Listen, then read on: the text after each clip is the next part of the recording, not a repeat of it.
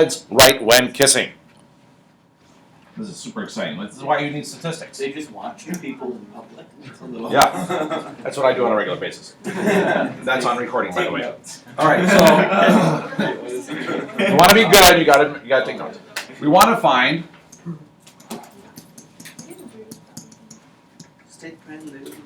a 99% confidence interval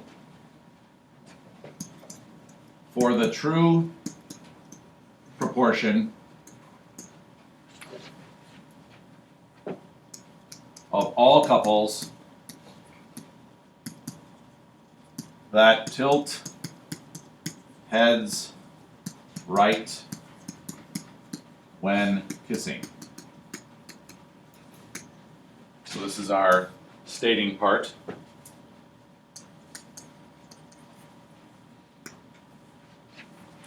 And then we plan.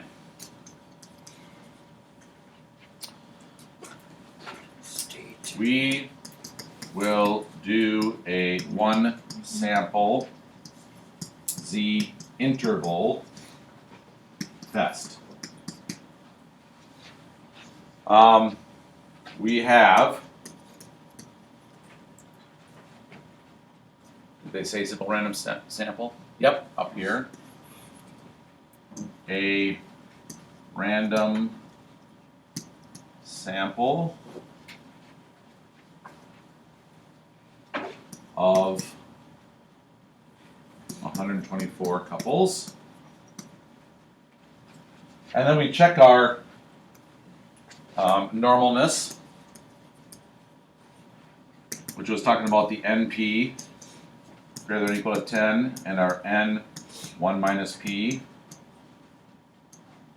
greater than or equal to 10.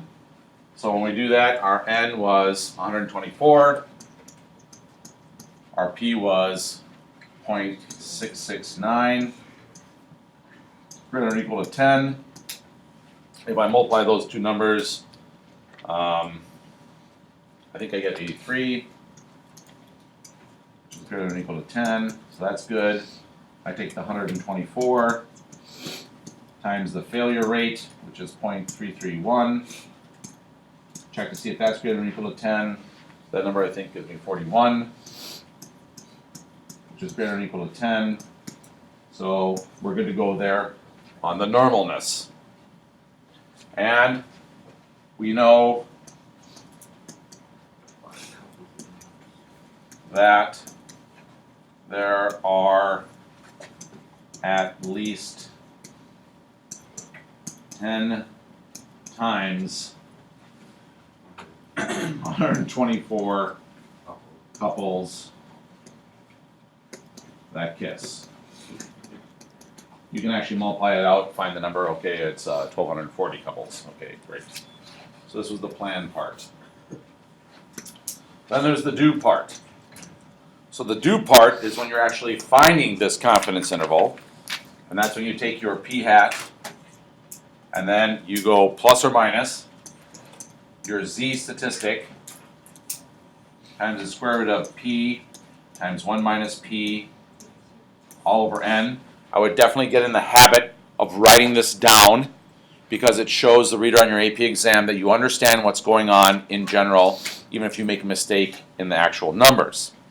So our statistic was that the proportion was, that we believe, was 0.669 plus or minus the z statistic for 99%. Remember, that doesn't mean there's 1% on the right-hand side for the tail. That means there's a half on either side. Okay? So that number is 2.576.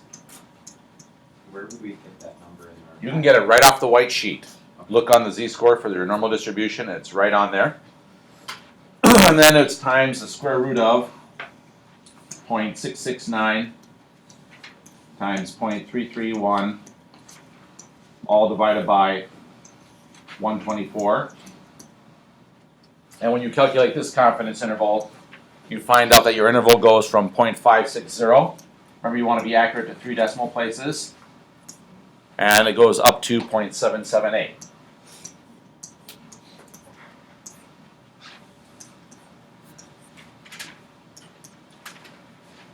Okay, so our proportion interval I should say confidence interval maybe down here to say that's the confidence interval that we believe with 99% confidence is going from 0.560 to 0.778. The last part, as usual, that I don't have room for to write on here, you would say the following. We are 99% confident that the interval from 0.560 to 0.778 contains the true proportion of couples that tilt their head to the right when kissing.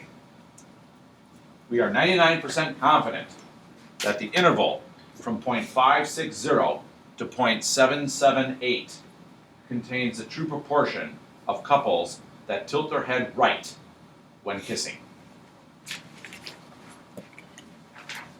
Okay, so the last thing that we're going to talk about today is this thing called the margin of error.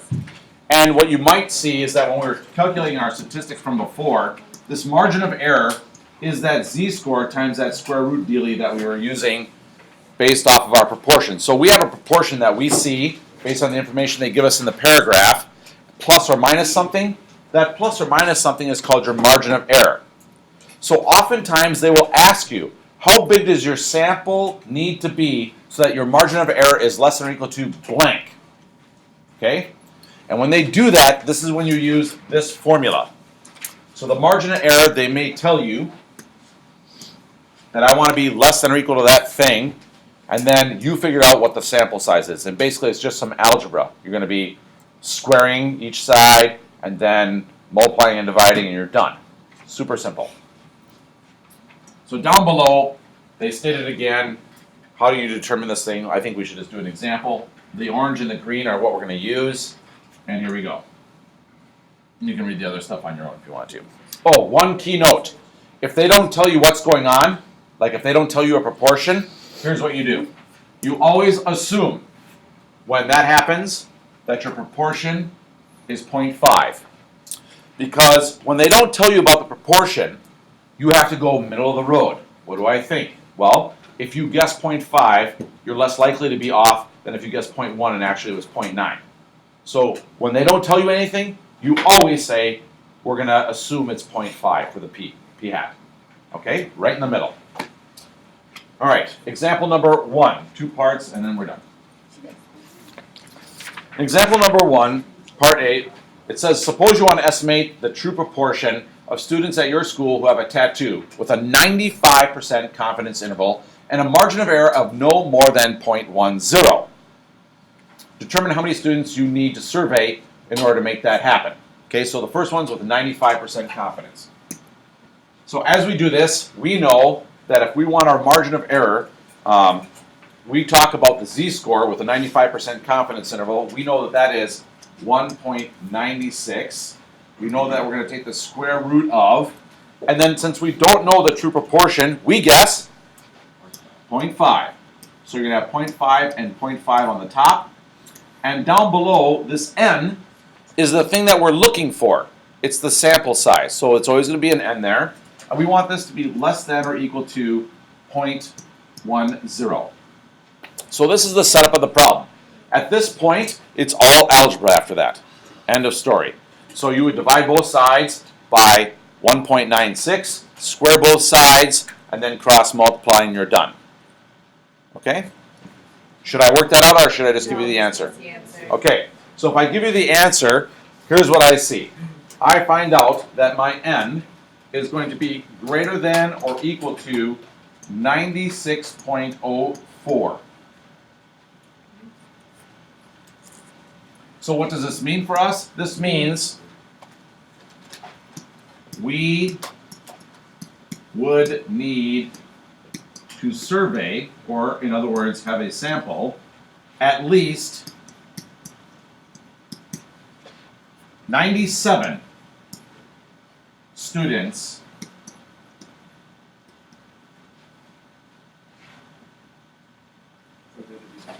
to estimate the true proportion of students who have tattoos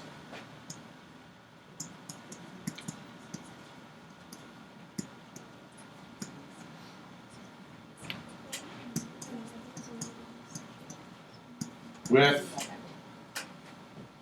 95% confidence.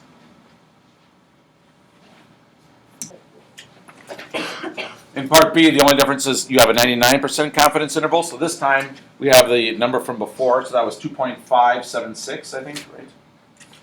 576 times the square root of, and again we're using 0.5 because we don't know the true proportion, so we use that as our best guess, middle of the road estimator, and we're going to find the sample size that we need now. Would you guess that you need a bigger or smaller sample?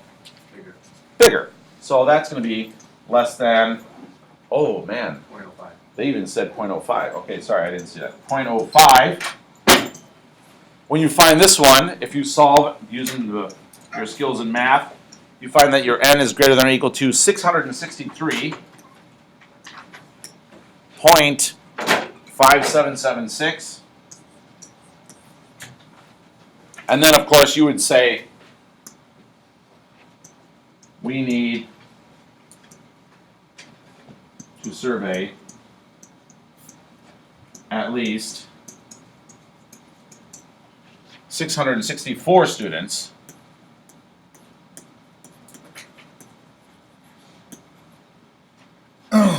to estimate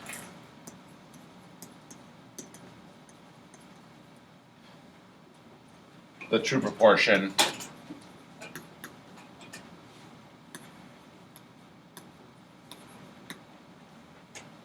of students with tattoos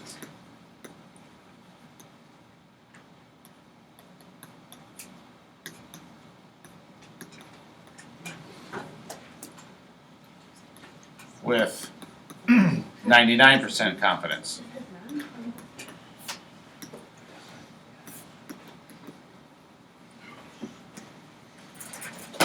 So two things going on there. Number one, you want to be more confident that you captured the true proportion, and number two, you want to be more accurate.